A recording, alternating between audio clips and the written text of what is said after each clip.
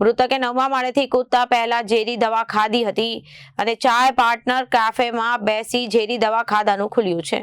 ઝેરની અસર જાણવા વિસેરાના સેમ્પલ લેવાયા હતા અને મૃતકના પરિવારજનો અને મંગેતરની પૂછપરછ શરૂ કરવામાં આવી છે.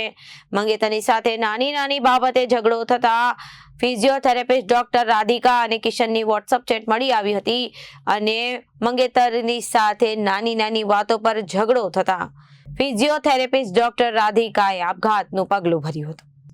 રાધિકા કોટડિયાના 19 ફેબ્રુઆરીએ લગ્ન થવાના હતા. સરથાણા પોલીસે સીસીટીવી લઈ વધુ તપાસ શરૂ કરી છે. ગઈકાલે ફિઝિયોથેરાપિસ્ટે આપઘાત કર્યો હતો. ડોક્ટર રાધિકાના અવારનવાર મંગેતર સાથે આ ચાય પાર્ટનર કેફેમાં આવતી હતી અને તેમજ કાફેમાંથી તેણીએ કૂદીને જીવન ટૂંકાવ્યું છે.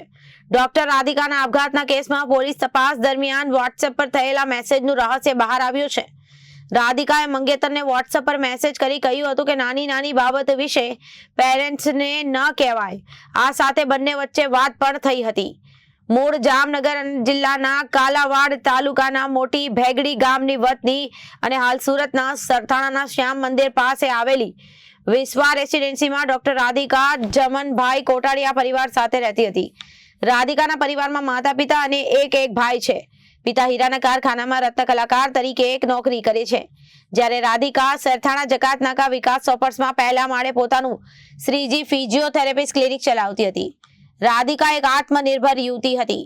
મૃતકે 9મા માળેથી કૂદતા પહેલા ઝેરી દવા પીધી હતી અને ચાય પાર્ટનર કેફેમાં બેસી ઝેરી દવા ખાવાનું ખુલ્યું હતું. ઝેરની અસર જાણવા વિસેરોના સેમ્પલ લેવાયા હતા. તો મૃતકના પરિવારજનો અને મંગેતરની પૂછપરછ શરૂ કરવામાં આવી છે. મંગેતરની સાથે નાની બાબતે ઝઘડો થતો હતો અને આખિરકાર રાધિકાએ આપઘાતનું પગલું ભર્યું તેવું અનુમાન લગાવવામાં આવી રહ્યું છે. રાધિકા અને કિશનની વોટ્સઅપની ચેટ પણ મળી આવી છે. Bureau report, Janadesh news.